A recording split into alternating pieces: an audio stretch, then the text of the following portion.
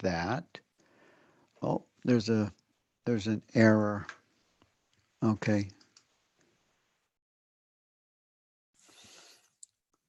It says it's going live. Is it? Okay, we're live. Good. Okay, and I'll start the recorder just in case. Hi, everyone. Welcome to our book study. I don't see Beatrice with us. I don't know if the last time I remember she had.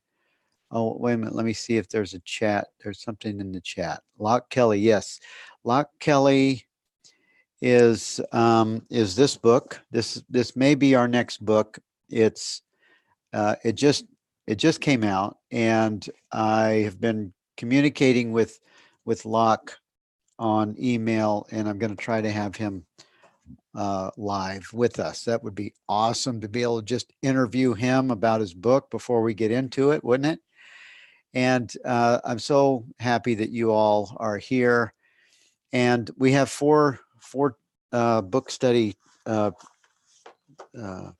four studies. I don't know what you want to call them, gatherings. We have four more times before we're finished with this book.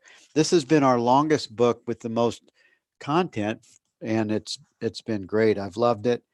And Beatrice was going to be on with me today, but I don't see her, so I'll go ahead and get started with it. And in the book, it's on page one.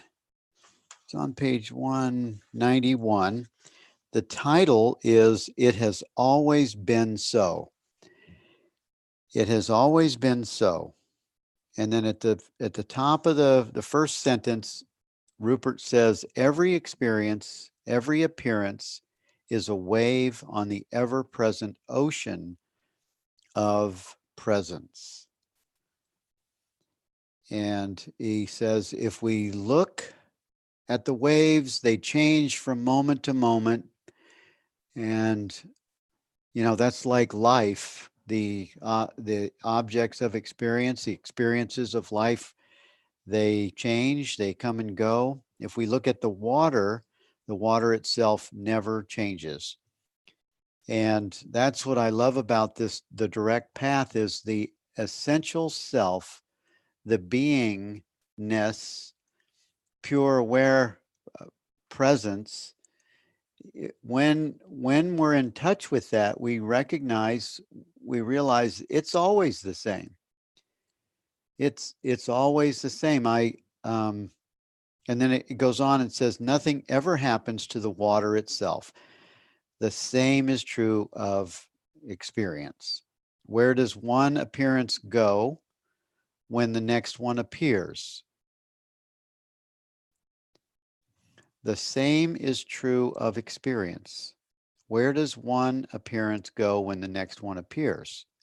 And what happens to the substance out of which the first appearance was made when that appearance disappears? Nothing. Nothing happens to the substance. How could that substance disappear? How could something become nothing? And then, and then it says, and where did the substance from which the first appearance was made come from? Can nothing come from something? Can nothing come from something? That's really a funny way to kind of play on that idea, because it's in my mind, the nothingness is the everything, right? It's like, because it's without words, it's without phenomenal manifestation or objective experience. So it's almost like the nothingness is the everythingness. And then he says, the sentence that I underlined at the bottom here, can nothing become something? That's really a funny way to put that. Do we experience a single flow of events or a succession of momentary events? Do we experience a single flow of events or a succession of momentary events? That's a question. And then he says on the next page on 192, if there is a single flow, how do we account for the appearance and disappearance of anything? The flow of a river always changes shape, but the substance of a river never disappears. When I first read that, I started thinking about a river, and sometimes they go dry. So I didn't really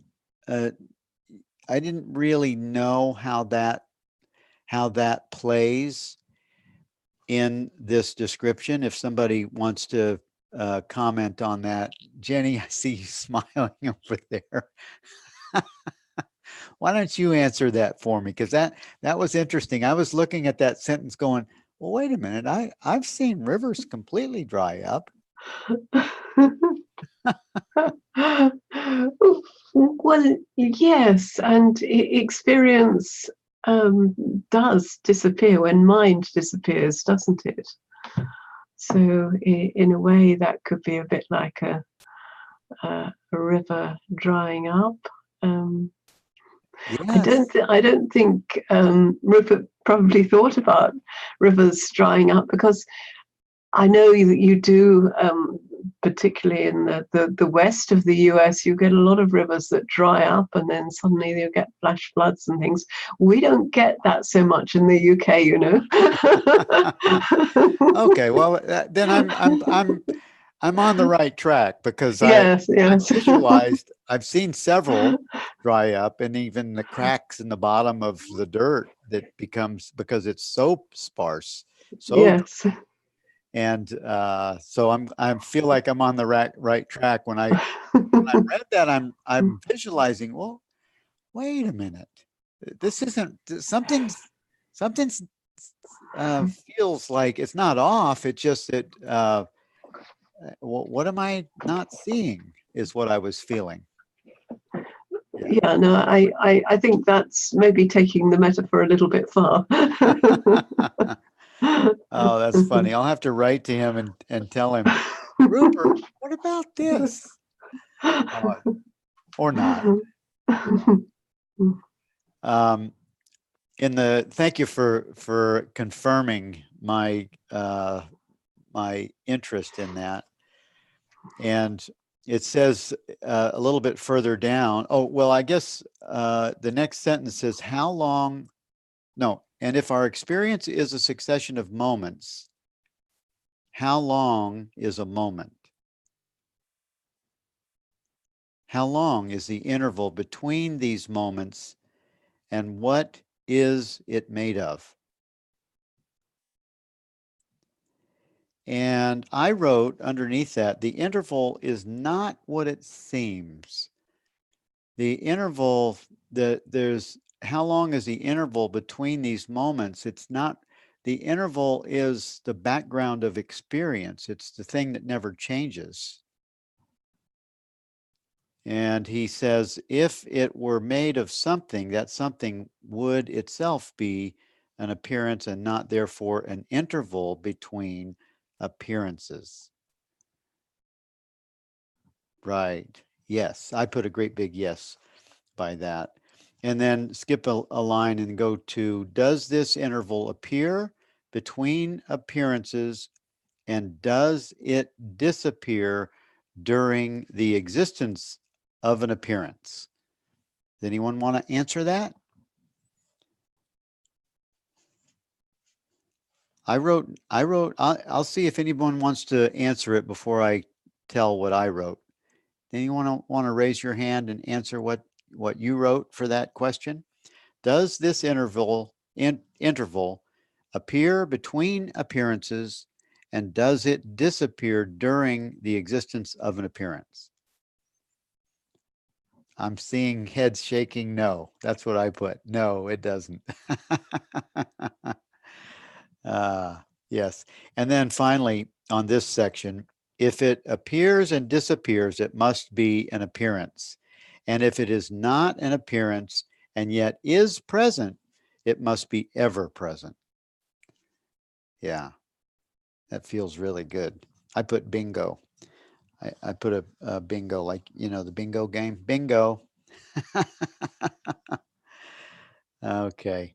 The next section, this section, this is interesting. This chapter here has observations, more contemplation, observations. And then the next two chapters have some, almost like he started the chapters with questions. And this one says in the middle, the third paragraph down after the middle of the page, Rupert says the interval between appearances is not an interval. Yeah, that's what we're all getting, right? It's not an interval. It is the screen. And the screen is the permanent substance of every appearance. And I don't know if you're like me, but I like to, like when he asks a question, I like to give my spontaneous answer and write it in the book, because I like to write in my wife, Lisa Natoli, taught me that it's okay to write in your books. I write in these things now because that's what they're for. It's not a sacred thing. It's to be used and experienced. And so when Rupert asks a question like that, I'll just sort of check in and give the answer that I have for it. And then reading ahead, I'll go, a few times I've gone, oops. But usually it feels like it's coming from the same place that he's pointing to. It says there are not numerous independent images that come and go. There is one screen that from time to time takes the appearance of a flow of images. The appearances seem to move and flow, but the screen never moves or flows. Nor does the screen ever vanish. It does not become anything other than itself, even when it appears as a house, a field, or a car. It is always only itself. And while we're still, there's a couple of, going to the next page on 193, the third paragraph down, Rupert says the refraction of the screen, and if you see something that is of like a significant for you, just raise your hand and say, there's something here that really dropped in for me, or that really caught my attention. The third paragraph down says, the refraction of the screen into an apparent multiplicity of objects is in appearance only. We are, in fact, always seeing the screen. There is only ever one thing that is present, and the substance of that thing is only the screen. And for me, I wrote down being. It's the being. And for me, I feel that we're not only seeing the screen, but we're being the screen. We or the I that is the witness is the screen. It's being the screen, and it's beingness, and it's just, there's nothing else to say from there. It's the screen is the beingness that is the witness. And I think that's what it's all pointing to, is that understanding becomes is so understood, and that it becomes the embodiment, right? And isn't that what you're also getting? That the screen is the I, even before the I is spoken. So turning to, is there does anyone have anything else before we leave this? Oh, let me see what a few of the comments here. Melissa, what is the name of the book? Oh, okay, that was, I'm looking at in March. Maybe we'll go with Locke Kelly's book, The Way of Effortless Mindfulness. Rupert wrote a comment. He wrote a in one of the comments in his first book, and I don't think I see his name in this one, but so Locke Kelly is who I'm thinking about, and also I'm thinking about bringing him live on the book study with us. I've been talking to him by email, and so grateful for you, Bill, and everyone. So much love. Thank you, Mary, for that. And we love you too. And this is just a place of pure love and presence. And this study of Rupert's books, you know, I think I have an idea that I definitely want to do Locke, but I have an idea, because I'm not going to stop the book studies. I may go back and start over with some more of Rupert's books. I may go to Francis Lucille. I don't know. I think we could redo Rupert's books and find all brand new content at a deeper level. So, and then Patrick, isn't it all an interpretation we make? We, the body, the mind, the world, all is ever present, one and now.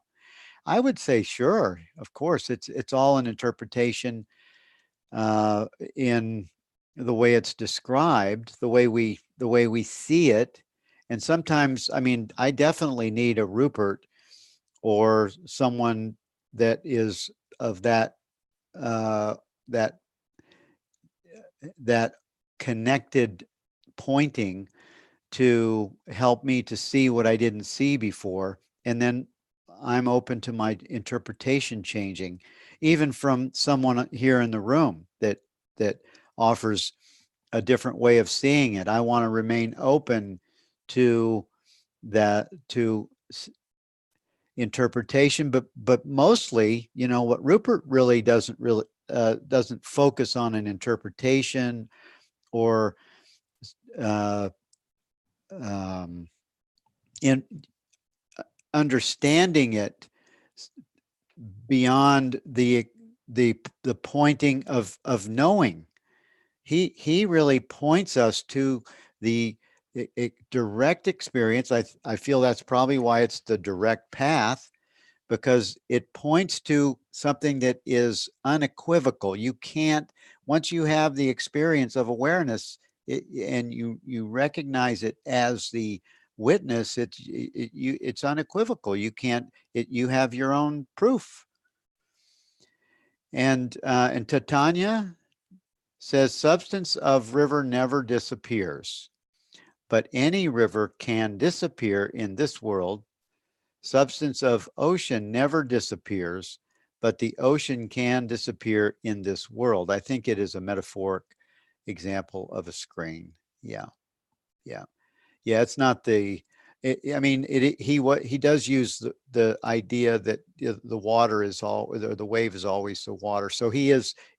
That's totally 100%. It's a metaphor for an example. It's not using my new example, that says, well, what about the rivers that dry up? You know, it's kind of a throwing a little cog in the gear there, but it's just what came into my mind. And when we move to the next chapter, Sameness and Oneness, he starts with a contemplation. If everything is one consciousness, and then he has a question: do ideas of right and wrong have any relevance?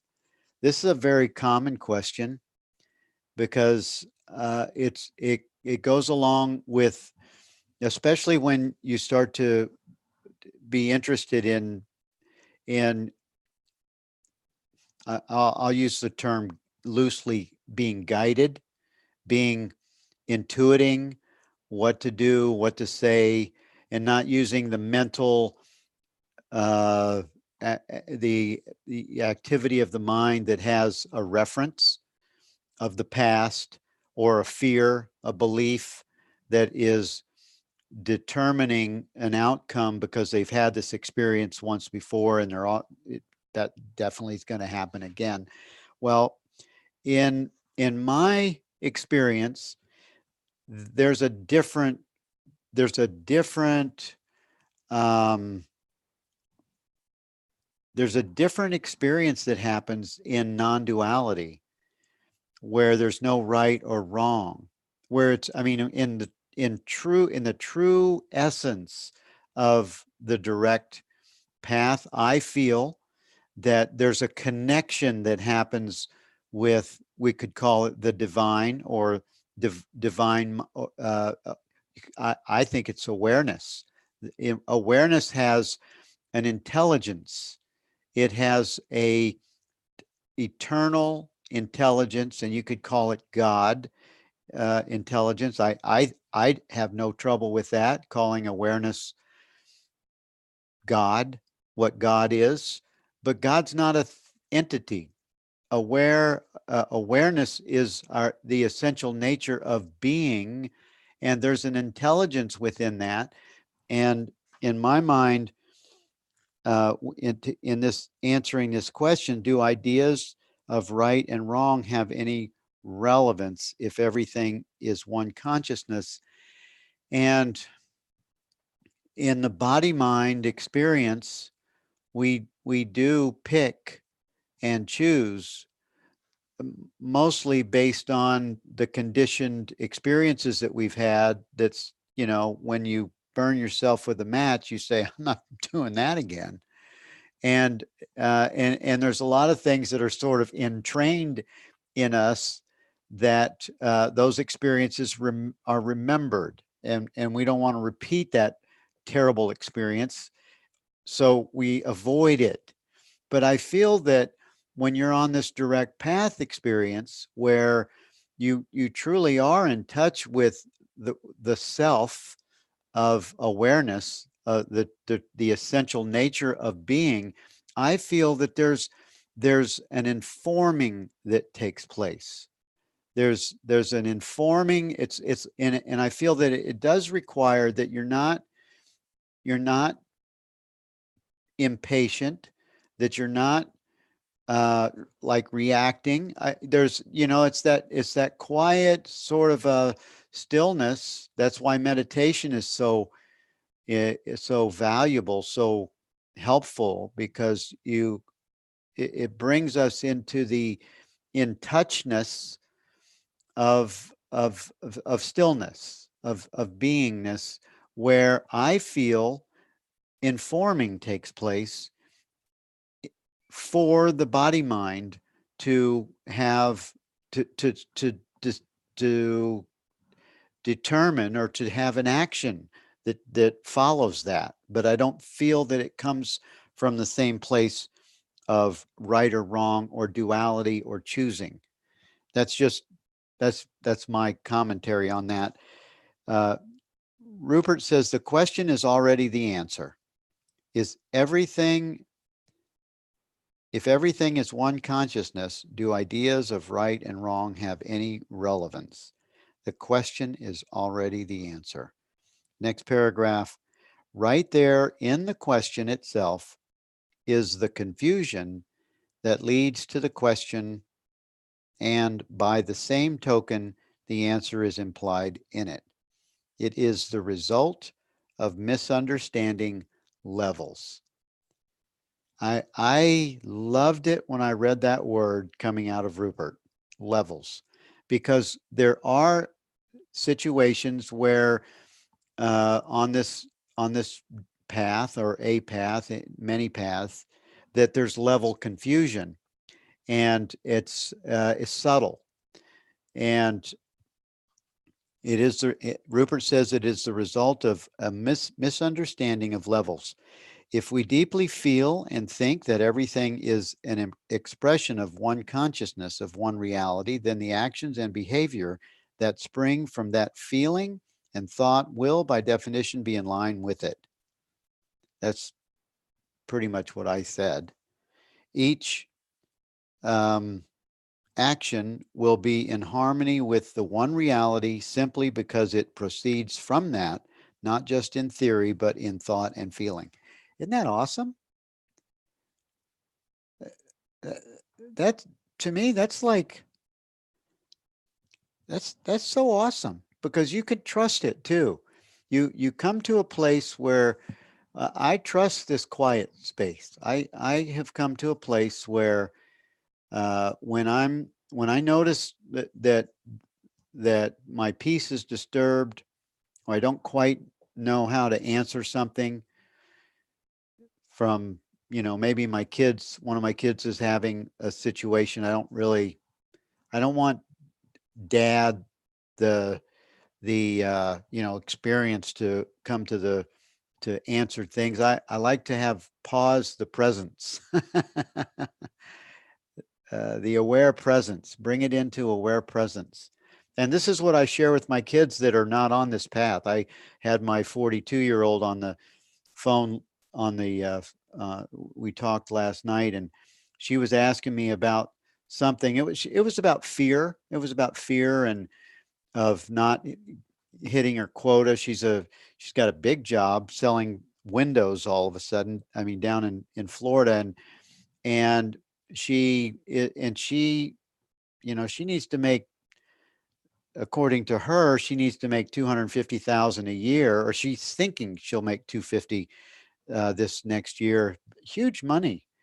And because of that, and because she has just moved into a big house payment, she has noticed fear come in if she doesn't get some sales. Like, she does $30,000-$40,000 sales when someone wants to put all new windows in their house, and these are these real expensive impact hurricane windows down in Florida. And she has noticed fear come in if she doesn't hit her quota. And so I shared with her, I said, just bring that fear into just being aware of it. Just allow yourself to just be aware of the fear. And if you can just notice that, and don't lean into it. Don't like join with it. And that's, that's just a practical way. She doesn't want to hear this, but that's just a practical way to share this with her, to help her to not have the experience that mindset will bring. And when we come into this place where we are aware of our experiences, that's where awareness will actually do the work. Awareness will inform the mind. It will actually somehow, it melts the fear mirage into the nothingness of the everything that is aware of it, right? I mean, I think that's what I'm getting. He says in the fifth paragraph down, he just has a paragraph that I call it the golden rule paragraph. He says, it is our experience that if we feel hateful, we act hatefully. If we feel loving, we act lovingly. Likewise, if we truly feel that everything and everyone is an expression of the same one reality that we ourselves are, we will act accordingly and will quite literally behave towards others as we would behave towards ourselves. And that's that's when we were little kids, we learned about the golden rule. I think that's the golden rule. Do unto others as you would have them do unto you. And really, in a grown-up level, you're only doing it to yourself. You're always doing it to yourself. And then finally, he says, that does not mean we will always have a sweet smile on our face. I like this paragraph also. We will often come across situations where the understanding that everything is an expression of one reality is not present, and our own and our subsequent actions will be appropriate to the situation. In fact, they arise out of that situation. Nevertheless, whatever the shape of that action, it will come from the feeling of the essential oneness of all things. That's beautiful. It's like, you know, take your hands off the steering wheel so tight and let awareness lead the way. This is why I'm so excited to do this TGF TV with Jenny, because we're going to be talking about awareness a lot. And a lot of people that are stuck in the language, in the words, are they're gonna start relying on the experience of awareness leading the way. There's a workbook lesson in the course that's titled, "I will step back and let him lead the way." Now, if you take that into this context, I will step back, Bill will step back and let awareness lead the way. And when you do that, you're doing just what this is suggesting. The body mind, the personal self interest rests and abides in this experience of awareness, just pausing there and allowing it to be, and welcome it. Don't resist it. Don't try to let it go. You know, often you'll hear, because it describes it that way in the course. The course says, let this go, let that. I say just be. Just the beingness of awareness is what it somehow causes the emotions, the illusory nature of experiences to divest back into the background of being. And it's not magic, but it seems like it is. It's just beautiful. It's a beautiful way to experience life in a whole new way in this world. And does anyone have any comments that they would like to add? Oh, wait a minute, we have some on the board here. Oh, good. Look at this. Audrey says it's only human judgment. Yes, that puts anything but neutrality upon it. Yes. And Melissa says the Buddha taught about the nature of reality, absolute level, but also taught about the importance of ethics, which he called eightfold path, relative level. Melissa, we can talk about this next week if you want to come on, but I feel that we have to be careful here using morality in the same context, or ethics, because those are rules of the mind. And I think this is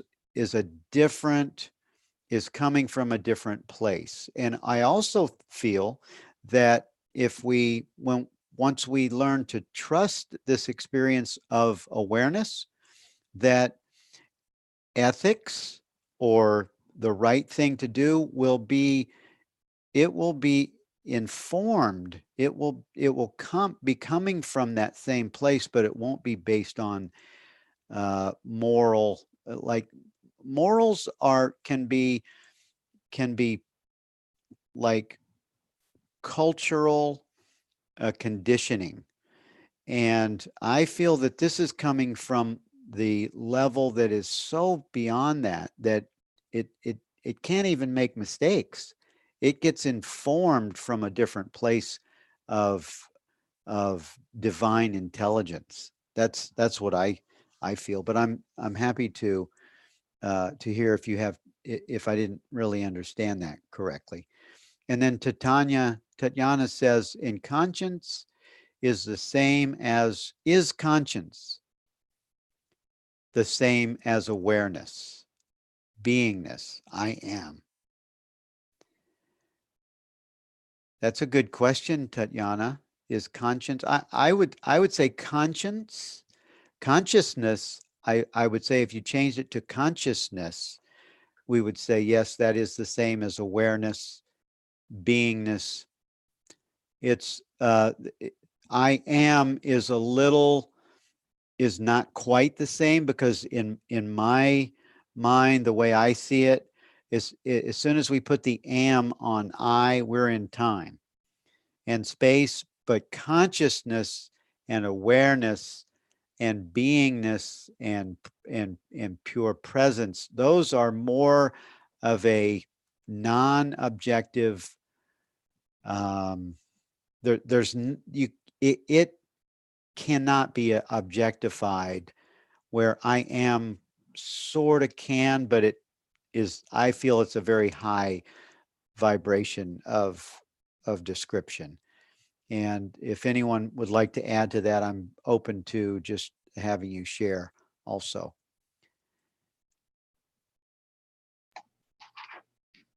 Maybe, Bill, I could say a little bit about conscience. I think it relates to what you were talking about previously concerning ethics. And conscience tends to refer to some kind of conditioning that we have had. I mean, maybe it could have been formerly ethics, the rules that our parents taught us, and what's in the Bible or something like that. Or maybe it's just our conditioning that we have built up, the rules that we have just internally decided for ourselves to live our lives by. But I think it refers to rules, and it's not really at that same level. And sometimes we talk about a guilty conscience, and again, that has a feeling of duality about it, doesn't it? Because if you're feeling guilty, you're going against something that that you have set up for yourself as being a rule and the right way to behave. Yeah. So I think it's something that's different from that. There is a video, and I'll put a link to it on the Facebook group, where Rupert actually talks about ethics and whether there's a place for ethics. And basically, in that video, he says that yes, ethics are important for people who have not recognized their true nature, because it's a way of ensuring social cohesion, really. Yeah. Good. Yeah. If we didn't have rules, people go around murdering themselves, stealing from each other. So we have laws and we have rules and ethics. Yeah. We need them in this world, because it's already, I mean, it can be chaotic even with the rules. but we need them for order, while this body mind experience is taking place, for sure. Yeah. I'm not saying that, but I also know that when you come from this place of knowing, and you rely on that it's reliable.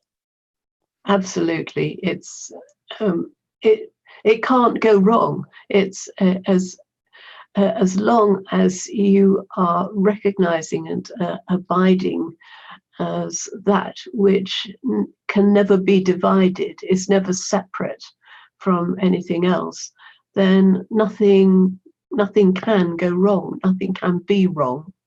Yes.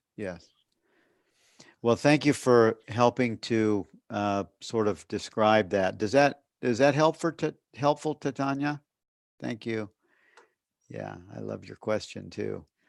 So I'm acting not from awareness, but from my persona. Yes, that's exactly right. It will bring me back to essential oneness of all things. Yes. I did an interview with Rupert when I first met him about 3 years ago, and I was asking him about the Holy Spirit, and guidance, and some of the language of A Course in Miracles. And I loved his answer to that, because it gave me a new phrase that I use, and I've written a few blogs from the phrase. And I said, I asked him about the Holy Spirit and guidance, and he said, well, he understood what I was asking. He said, but I would not and I'm going to use your word, I would not personify that guidance, or that I wouldn't use the Holy Spirit to personify, almost like an entity. He he calls it his deepest love and understanding. That's what he would use as the uh, sort of the go-to, or the mechanism, is his deepest love and understanding. And I feel that that's, for me, when you see my hand go up here, I'm I'm sort of connecting into this deepest love and understanding of a known visceral experience of being that has revealed itself because of Rupert's teaching. It's revealed itself. I didn't have this before. Before, it was much more conceptual, and I understood, concepts, but until I met Rupert, I didn't have this total connection with the essential nature of what he points to, and what uh, other teachers point to also. But I wasn't able to have that connection until I met Rupert.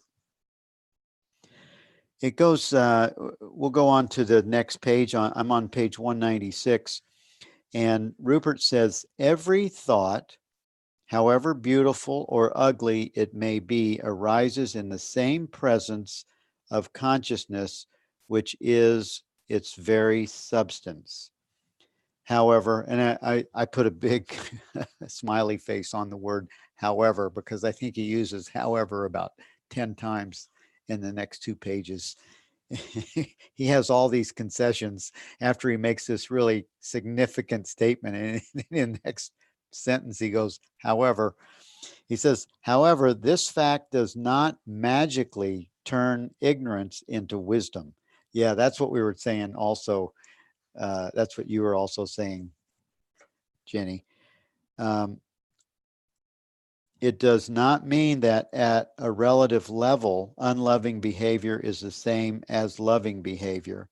All thoughts are equal in the sense that they are all ultimately expressions of the same reality. Their substance is the same, but their objective content is not. And that's what, Tanya, that's what you were saying, that the river can be gone, but the substance is still there. I think that's what you were meaning. If we drop down about 6 paragraphs to the 4th paragraph from the bottom of the page on 196, Rupert says, if we experience consciousness everywhere, we do not experience objects, although, of course, we experience apparent objects. Does anyone have anything that they would share on that? I think that's a significant statement that he just made. Does anyone want to share something on that? I could say a little bit about it. Phil. I think this is really beautiful, and it's when you are looking around and you're seeing what might conventionally be called objects, then at the same time there is this feeling that there is no separation between anything. You can look around in the room you are in, and if someone says to you, what is there in your room? Well, there's a table, there's a lamp, there's a chair, and so on. And you're naming objects, but you feel that being artificial. It's not reality anymore, because the reality is that there is no real separation. And even scientifically, there is not actually any real separation, because there's always a sharing of electrons and ions between different so-called objects. There is no absolute sharp dividing line. between anything that we refer to as an object. And when things feel like that, and it's more a feeling, then there is just a sense of harmony and beauty, and that's lovely. Yeah. This reminds me of that experience. I've shared it before, that that I had when I was with Muji about, I don't know, it was many years ago. And I was at the Sahaja at the ashram, and for the first time, it was it was like the table was seeing itself through these eyes, and the bowl that was on the table, the clock, and I started having this weird experience that everything was seeing itself through these eyes, as if they were connected. It was almost like there was I don't know, I can't even describe it, except that the body's eyes were used where these objects of experience were seeing themselves, and it just really surprised me.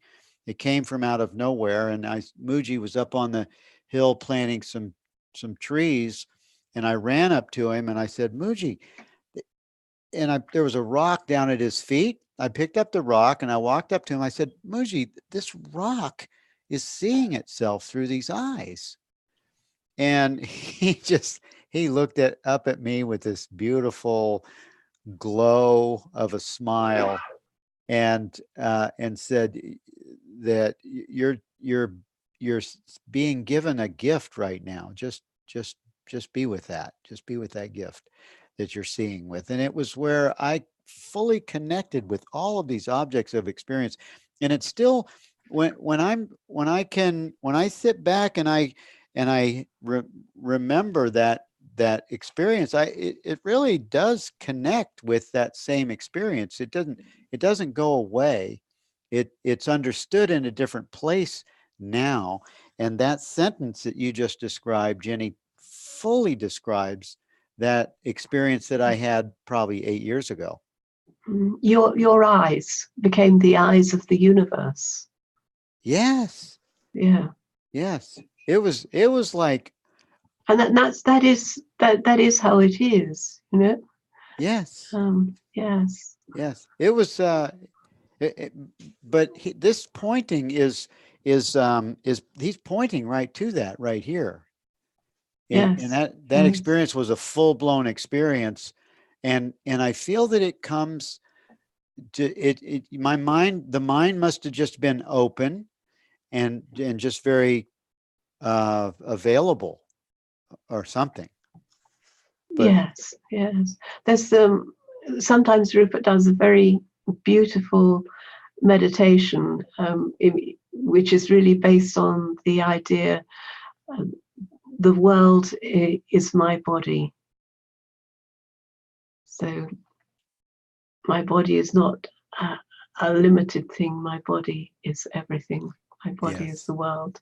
yes, And yes, I think it's the same, what you experience sounds to me to have that same feeling to yes, it. yes. Well, and his meditations, they add to that. They open that up even more. As you're aware, his morning meditations. I don't know whether it's usually not the until about the third or fourth day of his 7-day retreats. But I remember I was at Garrison a few years ago, and we came out of the meditation, and he was inviting us to include everything when the eyes open, include everything in this experience of awareness. And it was the first time that now everything came into that experience. Yeah, it was beautiful. So moving on to the next page, if anyone has any questions, please raise your hand or make a comment. Let's see. This is so helpful clarification. Oh, good, good. That's great. Yes, it is helpful. At the top of page 197, I'll just pick the second and third paragraph down. I love this. I love whenever I can write my another word in the sentence after the sentence. To experience separate objects is not to experience consciousness knowingly. To experience consciousness knowingly is to not experience objects. And I think that's awareness. That's where Rupert is always, and I don't know if this term doesn't sound right, drilling. He doesn't really drill stuff in, but he does bring us back. He keeps bringing us back to the awareness of experience. And then he says in the next sentence, we cannot claim to be experiencing objects and consciousness at the same time any more than we can claim to see the rope and the snake at the same time. Oh, okay. This was the rope and the snake story that he talked about. That I didn't really cover the rope and the snake, but that's what he was talking about. And if you want to go back and read that, go ahead. I'll drop down to the midway on page 197 that starts with, as a result, we no longer believe, well, maybe I should keep reading because that makes it come into context. Of course, when we see that everything is consciousness, that everything is one reality, we continue to see apparent objects. Yeah, he italicized apparent because that's a key part of what he's saying right here. Of course, when we see that everything is consciousness, just what Jenny was saying and the meditations, that everything is one reality, we continue to see apparent objects. Going back, I'm just going to back up. We cannot claim to be experiencing objects and consciousness at the same time. Experiencing. His word experiencing, because when we're the screen, the object is not the experience. When we're the screen, the screen of awareness is the experience. And that is known and recognized in the experience of itself, and it includes the objective experience. Of course, when we see that everything is consciousness, that everything is one reality, we continue to see apparent objects. However, we cannot think that we see the snake and claim to see the rope at the same time. They are mutually exclusive positions. Seeing the rope is synonymous with no longer seeing the snake. Once we see the rope, we can still see the appearance of the snake, but we know that it is a rope. Audrey has your hand up. Go ahead, unmute your mic. So, but we can't see it through the eyes, but in our mind, we could simultaneously see them both. Like I can think of both the snake and the rope. So, well, he's not talking about seeing two objects. He's talking about seeing it, being a witness of it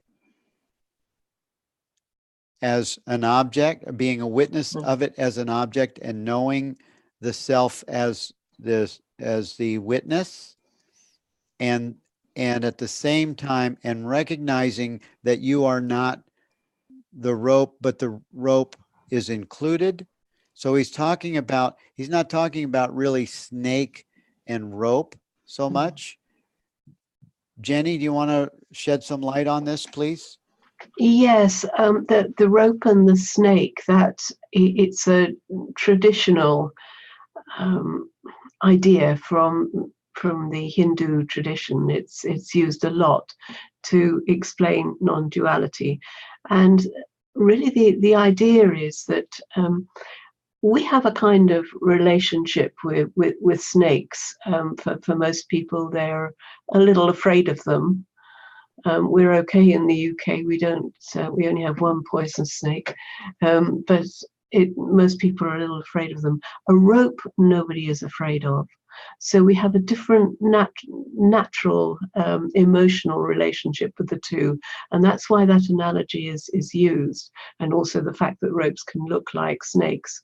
Once we see that what we had felt a little afraid of was actually just a rope, then we no longer have that relationship with it. It's seen quite differently. We can, as he says, we can see the appearance. Oh, that's a rope that looks a little bit like a snake, but we never mistake it. So this is not something that's in the mind. It's a very direct seeing, because we see directly and we have an immediate emotional relationship to something. And with most objects, we do have some kind of emotional relationship to them. Objects we like, objects that have a particular function, objects that we don't like, that we think are ugly, and so on. Thank you for that. And it looks like we're at the top of the hour. We ran out of time. We didn't get to see look at the last chapter. That sort of surprises me, because I thought, how am I gonna be able to cover this? But I think I spend a longer time on it if I'm just hosting solo.